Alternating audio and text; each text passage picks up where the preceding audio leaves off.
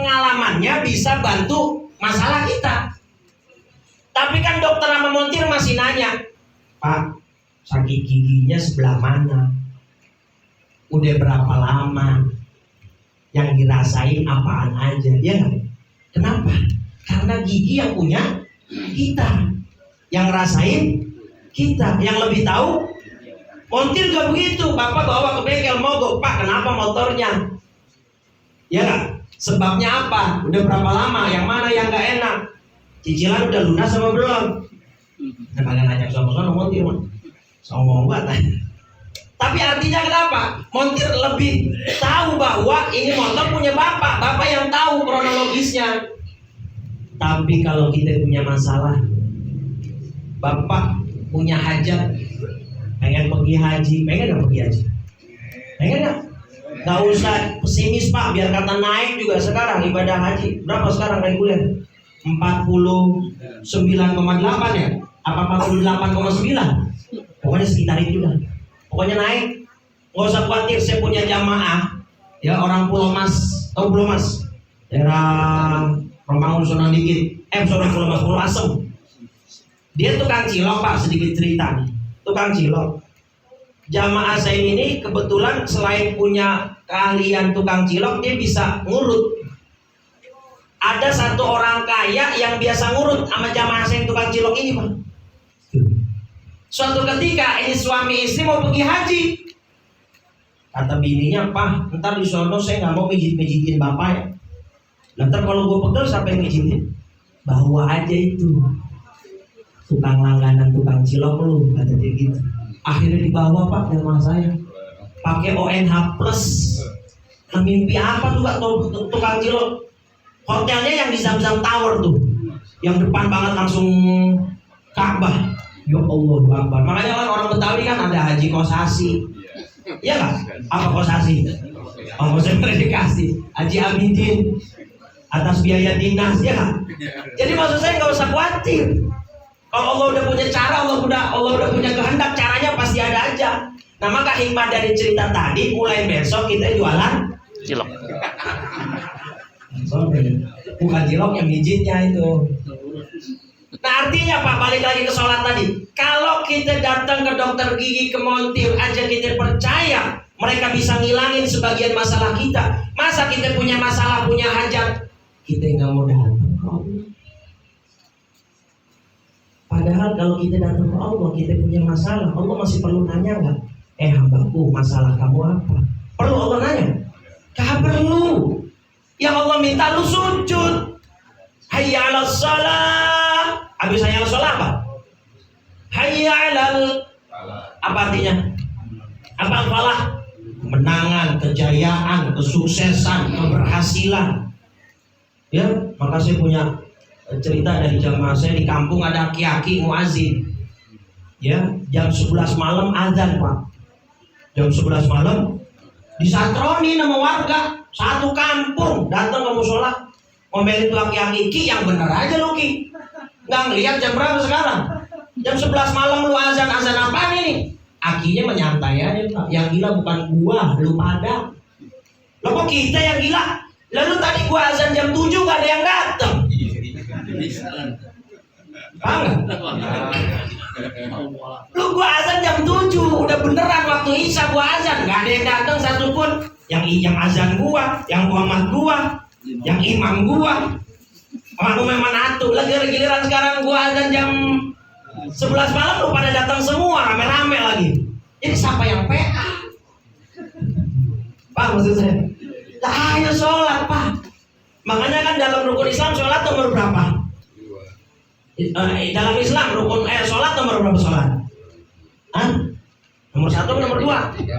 Nomor 2. Nomor 1-nya? Nggak ada. Gitu. Makanya sholat boleh nggak dilanggar? Boleh. Hah? Boleh. Orang tahu semua nyambung langsung. Jadi ayo Pak. Ini kata Imam Al-Haddad, ratib yang sering kita baca tuh. Sahih Ratib Imam Al-Haddad dalam 2 kitabnya tadi. Dia Nasaihud Diniyah sama Sabilul Iddikar. Paling banyak orang mati suul khatimah gara-gara ngeremehin urusan sholatnya. Itu satu, sholat tanpa ilmu. Makanya hadirin majelis-majelis taklim, belajar fikih yang benar. Yang kayak orang sekarang, apa-apa Quran hadis, kita langsung ngambil dari Quran dan hadis. Lah PA orang begini Pak, dan dibaca Quran dan dikasih terjemah, mau ngambil hukum dari Quran dan hadis, nggak nyambung. Yang kedua, sholat yang celaka yang dalam surat Al-Ma'un tadi, fawailul lil musallin alladzina hum an sholatihim sahun. Orang yang sholatnya selalu di akhir waktu. Kalau kita belajar fikih, ada namanya sholatul khauf. Sholat dalam kondisi perang. Lagi perang aja suruh sholat Pak. Nah ini gara-gara sinetron. Sholat asar jam 5:30. Sholat maghrib jam... Ya Allah. Bukan orang sini sih, saya ceritain orang sono jauh lah ya. Orang sini sih kayaknya ahli-ahli ibadah semua. Nah, itu aja Pak, ya pesan dari saya. Jadi ayo kita perbaiki sholat kita secara kualitas Pak. Ya ilmunya digali lagi, ditambah lagi dengan sholat-sholat sunnah 12 rakaat rawatib. Man shalla 12 rakaatan. Siapa orang yang sholat 12 rakaat tiap hari, banallahu lahu baitan fil jannah. Allah bangunin rumah di sorga. 12 rakaat itu apa aja? Ayo. Yang bisa jawab saya keluarin dompet dah. 2 rakaat sebelum subuh. Rawatib nih yang qobliyah ba'diyah 2 rakaat sebelum subuh. 4 rakaat sebelum zuhur. Udah berapa tuh? 6. 2 rakaat setelah zuhur. Udah berapa tuh? 8. 2 rakaat setelah maghrib 10 dan 2 rakaat setelah isya 12.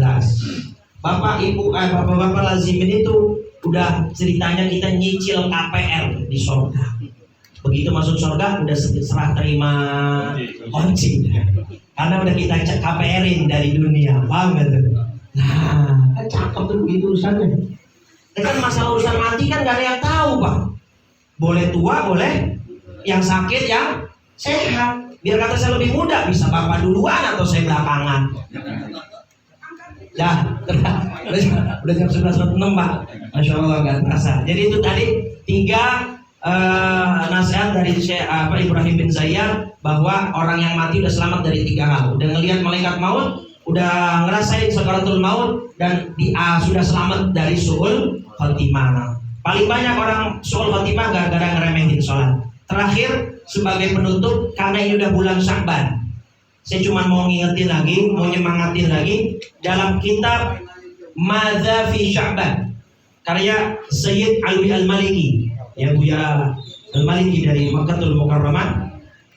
Itu bulan Sya'ban dalam kitab tadi beliau mengatakan, kata ulama, syahrul Sya'ban syahrus shalah 'alan nabi. Bulan Sya'ban itu bulannya sholawat selain Rabiul Awal ya.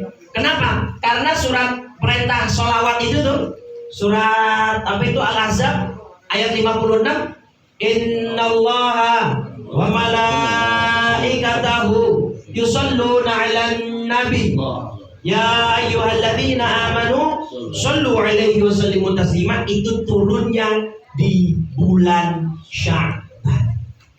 Maka perbanyak ini sholawat supaya bekal kita menuju alam akhirat dengan sholawat ini menjadi lebih banyak.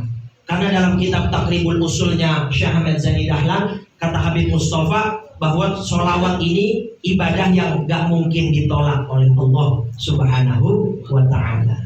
Ya, mudah-mudahan dengan sholat yang kita perbaiki, sholat yang kita perbanyak, ya secara kualitas kita perbaiki, secara kuantitas jumlah kita tambah, plus kita perbanyak sholawat di bulan Sya'ban. Bentar lagi mau Ramadan, mudah-mudahan Allah berikan kita panjang umur, sehat walafiat, sehingga masuk Ramadan kita udah siap untuk mengambil pahala dan bekal sebanyak-banyaknya di bulan suci Ramadan. Amin ya rabbal alamin.